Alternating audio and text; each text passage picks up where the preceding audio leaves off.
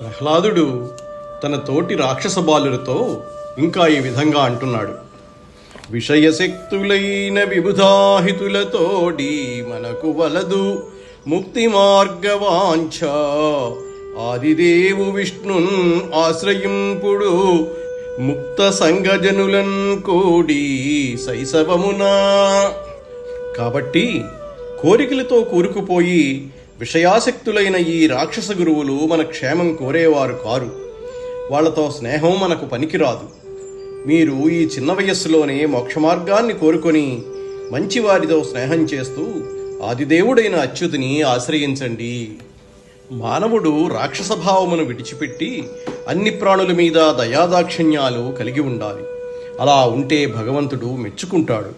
భగవంతుడు మెచ్చుకుంటే మనకు లభించనిది ఏదీ ఉండదు. ఆ శ్రీహరి చరణకమల స్మరణమనే అమృతరసం తాగి పరవశలం కాగలిగితే మనకు ఆ దేవుని దయ వల్ల కోరకుండానే ధర్మ అర్థ కామాలు లభిస్తాయి. ఇక మనం కాంక్షించే మోక్షము లభిస్తుంది అని వేరే చెప్పాలా? ధర్మం, అర్థం, కామం, వేదాంతం, తర్కం, దండనీతి ఇలాంటి జీవితావసర విషయాలన్నీ త్రిగుణాత్మకములైన వేదాలలో ప్రతిపాదింపబడ్డాయి. నిస్వార్థంతో ఎటువంటి కోరిక లేకుండా త్రిగుణాతీతుడైన శ్రీహరికి హృదయమును సమర్పించడం మంచిది. ఇటువంటి వ్యక్తి మహాయోగిలాగా ఆత్మతత్వం గ్రహిస్తాడు.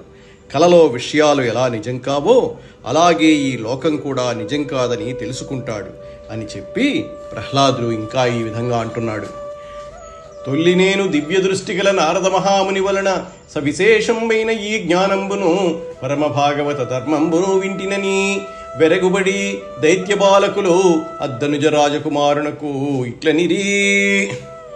పూర్వం నేను దివ్య దృష్టి సంపన్నుడైనటువంటి ఆ నారద మహర్షి వల్ల ఈ విశేష జ్ఞానమును పరమభక్తుల ధర్మమును తెలుసుకున్నాను అని ప్రహ్లాదుడు అనగానే రాక్షస బాలకులకు ఆశ్చర్యపడి ఇలా అడిగారు.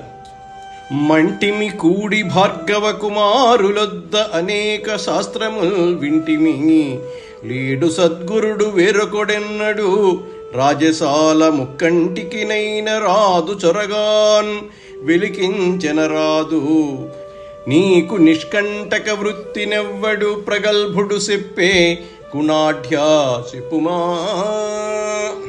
ఓ ఈ మిత్రమా, మనం పుట్టినప్పటి నుంచి కలిసే ఉంటున్నాం.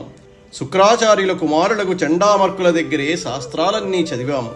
మరొక గురువును మనం ఎరగము. పైగా మన మహారాజా పాఠశాలలోని పాలాక్షుడు కూడా రాలేకుండా కట్టుదిట్టం చేశారు. మనమా బయటికి వెళ్ళకూడదు. అలాంటప్పుడు అరమరిక లేకుండా నీకు ఈ విషయాలన్నీ ఏ మహానుభావుడు చెప్పాడు? ఆశ్చర్యంగా ఉంది. ఇవన్నీ ఎలా నేర్చుకున్నావో చెప్పు. సేవింతుము నిన్నెప్పుడు భావింతుము రాజువనుచు బహుమానములన్ కావింతుము, తెలియను నీకీ వింతమతి ప్రకాశమే క్రియన్ కలిగిన్. ఇప్పటికి మాకొక మంచి విషయం తెలిసింది, జ్ఞానం కలిగింది. ఇక నిన్ను మేము ఎప్పుడూ సేవిస్తాము, నిన్నే రాజుగా భావిస్తాము, సంభావిస్తాము. కానీ నీకు ఈ విచిత్రమైన ఆత్మజ్ఞానం ఎలా వచ్చిందో అర్థం కావటం లేదు. తెలుసుకోవాలని మాకుంది. చెప్పు మిత్రమా.